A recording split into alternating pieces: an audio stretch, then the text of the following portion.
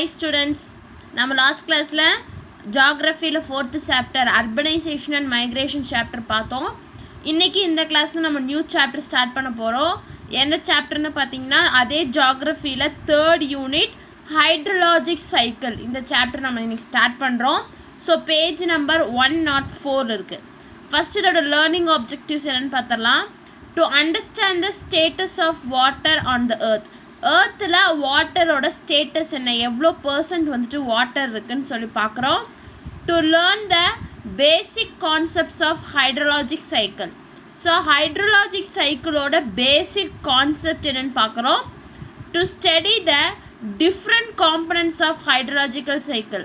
அந்த ஹைட்ரலாஜிக் சைக்கிளில் என்னென்ன காம்பனன்ட்ஸ் இன்வால்வ் ஆகிருக்குன்னு சொல்லி பார்க்குறோம். ஸோ ஃபஸ்ட்டு ஒன் இஸ் நம்ம இந்த எர்த்தில் இருக்கக்கூடிய வாட்டரோட ஸ்டேட்டஸ் பார்க்குறோம். நெக்ஸ்ட்டு ஹைட்ரலாஜிக்கல் சைக்கிள்னால் என்ன, அதோட பேசிக் கான்செப்ட் என்ன, அந்த ஹைட்ரலாஜிக்கல் சைக்கிளில் என்னென்ன காம்பனன்ட்ஸ் வந்துட்டு இன்வால்வ் ஆகிருக்குன்னு சொல்லி இன்றைக்கி இந்த சாப்டரில் பார்க்க போகிறோம்.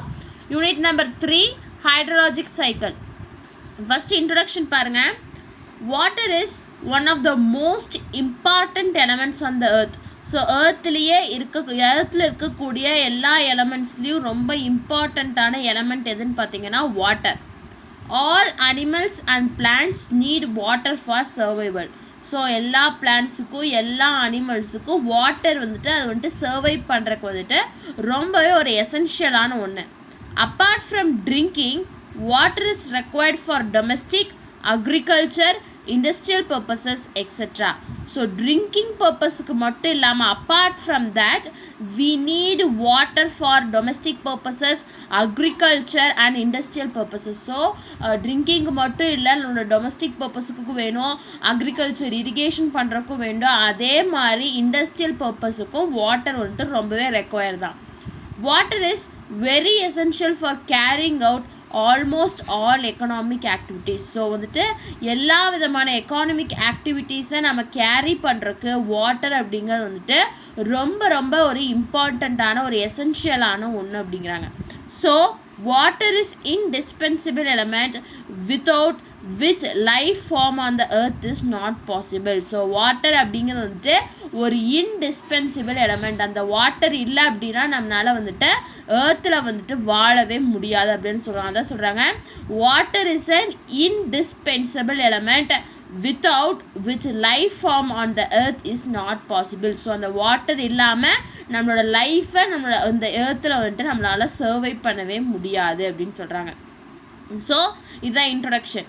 நெக்ஸ்ட்டு பார்த்தீங்கன்னா வாட்டர் ஆன் த எர்த். ஏர்த்தில் எவ்வளோ வாட்டர் இருக்குது, எங்கெங்கே எப்படி இருக்குது, எவ்வளோ சர்ஃபேஸ் வாட்டர் இருக்குது, எவ்வளோ கிரவுண்ட் வாட்டர் இருக்குது, எவ்வளோ அமௌண்ட் கிளேஷியஸாகவும் ஐஸாகவும் இருக்குது, எவ்வளோ வாட்டர் ஃப்ரெஷ் வாட்டர், அதாவது நம்ம ட்ரிங்கிங் பர்பஸுக்கெல்லாம் நமக்கு பயன்படுத்தக்கூடிய வாட்டரை எவ்வளோ % இருக்குன்னு பார்க்கலாம். about 71% of earth surface is covered by water. earth surfaceல 71% எதனால் கவர் ஆகிருக்குன்னு பார்த்தீங்கன்னா இந்த வாட்டர்னால தான் கவர் ஆகிருக்கு. The quantity of water present on the earth is about 326 million cubic miles. So வாட்டரோட குவான்டிட்டி, ஏர்த்தில் இருக்கக்கூடிய வாட்டரோட குவான்டிட்டி எவ்வளோ இருக்குன்னு பார்த்தீங்கன்னா 326 million cubic miles இருக்கும். It is hard to visualize this massive quantity of water. அதாவது இந்த வாட்டரோட குவான்டிட்டியை பார்க்குறது, விஷுவலைஸ் பண்ணுறதுங்கிறது வந்துட்டு ஒரு பெரிய ஒரு ஹார்டான ஒரு விஷயம். Most of the water on the earth is saline and is found in seas and oceans. So ஏர்த்தில் இருக்கக்கூடிய மோஸ்ட் வாட்டர் வந்துன்னு பார்த்தீங்கன்னா சால்ட் வாட்டர் தான். எங்கே இருக்குதுன்னு பார்த்தீங்கன்னா சீஸ் அண்ட் ஓஷன்ஸில் தான் இருக்குது. The salt water constitutes about 97.2% and the fresh water is only about 2.8%. So ஏர்த்தில் இருக்கக்கூடிய வாட்டர்லேயே 100%ல் 97.2% வந்துட்டு சால்ட் வாட்டர் தான். அந்த ரிமைனிங் இருக்கக்கூடிய 2.8% மட்டும்தான் ஃப்ரெஷ் வாட்டராக இருக்குது. Out of this 2.8%, about 2.2% is available as surface water and the remaining 0.6% as groundwater. So, in the 2.8% fresh water la 2.82% வந்துட்டு surface water இருக்கு. ரிமைனிங் 0.6% என்னவா இருக்குன்னு பார்த்தீங்கன்னா கிரவுண்ட் வாட்டராக இருக்குது. From this 2.2% of surface water, 2.15% is available in the form of glaciers and ice caps, 0.01% in lakes and streams, and the remaining 0.04% in the other forms. So வந்துட்டு இதில் இந்த 2.2 fresh அந்த surface water 2.2%ல 2.15% என்னவா இருக்குன்னு பார்த்தீங்க என்ன ஃபார்மில் இருக்குன்னு பார்த்தீங்கன்னா கிளேஷியர்ஸாகவும் ஐஸ் கேப்ஸாகவும் இருக்குது. அண்டு 0.01% தான் வந்துட்டு இந்த லேக்ஸு ஸ்ட்ரீம்ஸில் எல்லாம் ப்ரெசென்ட் ஆகிருக்கு. அது போக அதில் இருக்கக்கூடிய ரிமைனிங் 0.04% தான் வந்துட்டு அதர் ஃபார்ம்ஸாக இருக்குங்கிறாங்க. Only about 0.25% of the total groundwater of 0.6 can be economically extracted with the present drilling technology. So groundwater எவ்வளோ இருக்குது?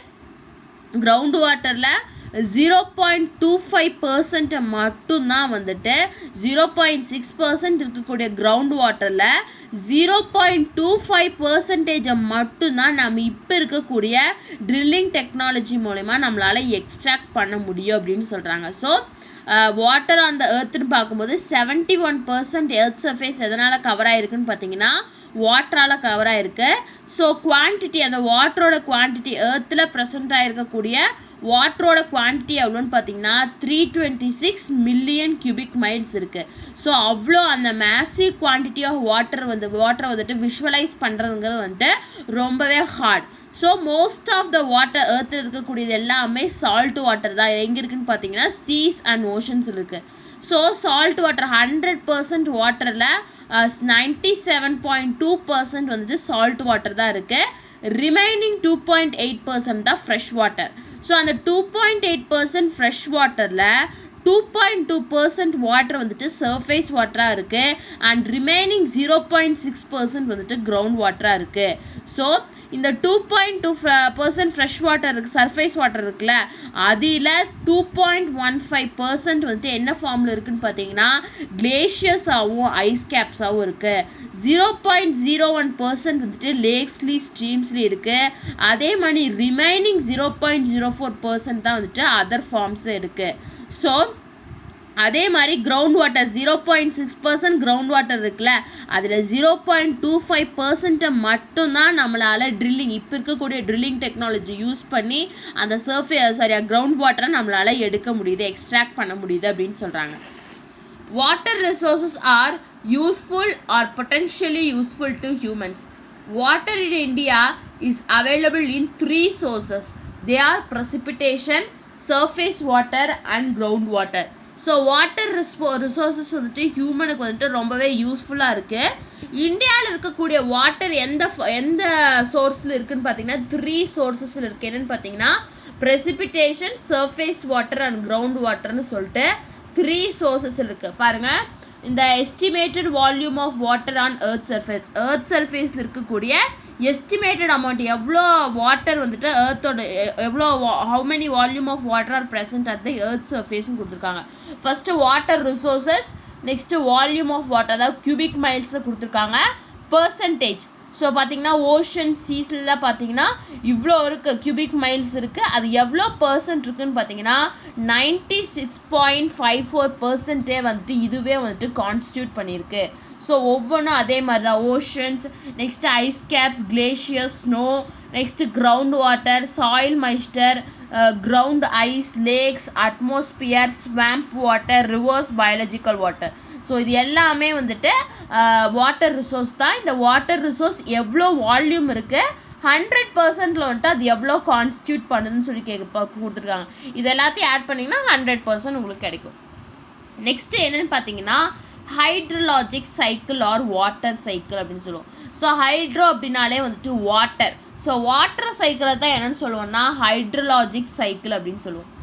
Hydrology is the science which deals with various aspects of water such as its occurrence, distribution, movement and the properties on the planet Earth.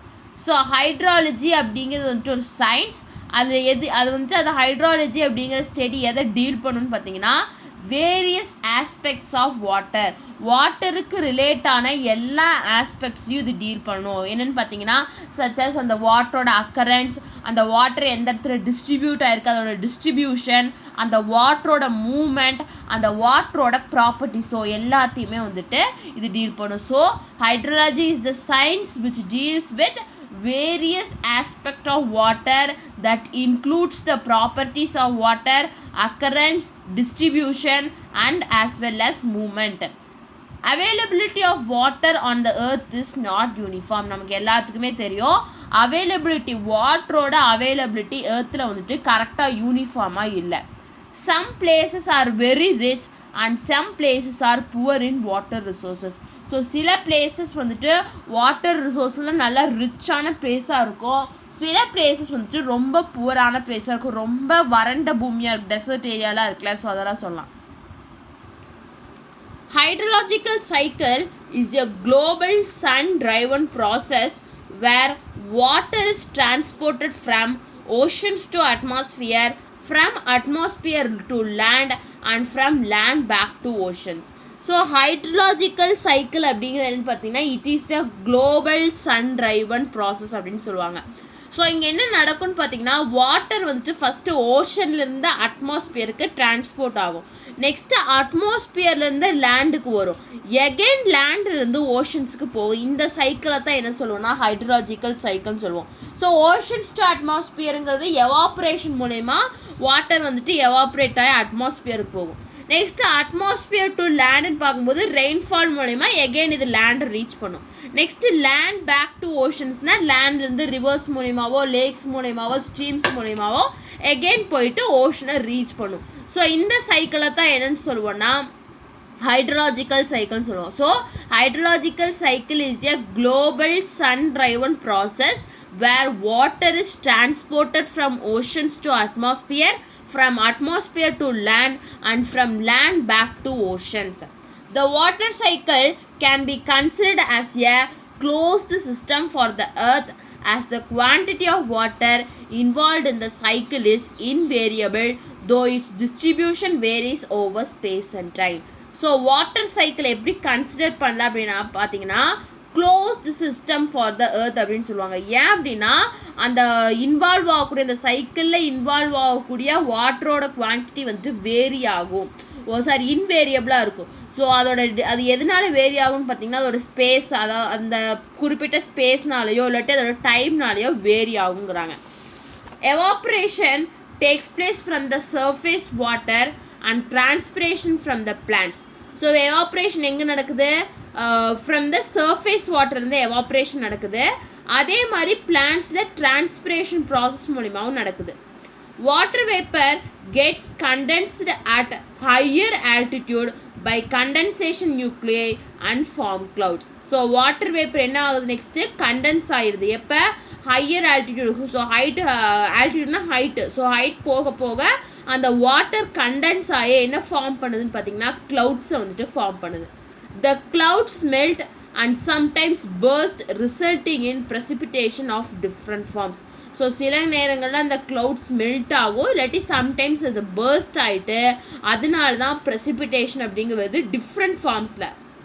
apart from a part of water from precipitation follows over the land is called runoff and the other infiltrates into the soil which builds up the groundwater. So அதுக்கப்புறம் அந்த water ப்ரெசிபிட்டேஷனுக்கு அப்புறம் அது லேண்டுக்கு வருது, அதுதான் என்னென்னு சொல்லுவோம்னா run of அப்படின்னு சொல்லுவோம். ஸோ அதோட அதர் பார்ட் இன்ஃபில்ட்ரேட்ஸில் என்ன ஆயிடுது? சாயிலில் போயிட்டு கிரவுண்ட் வாட்டரை வந்துட்டு பில்ட் பண்ணுது. Hydrologic cycle is a circulation of water. So hydrologic cycle என்ன பார்த்தீங்கன்னா வாட்டரோட சர்க்குலேஷன் தான்.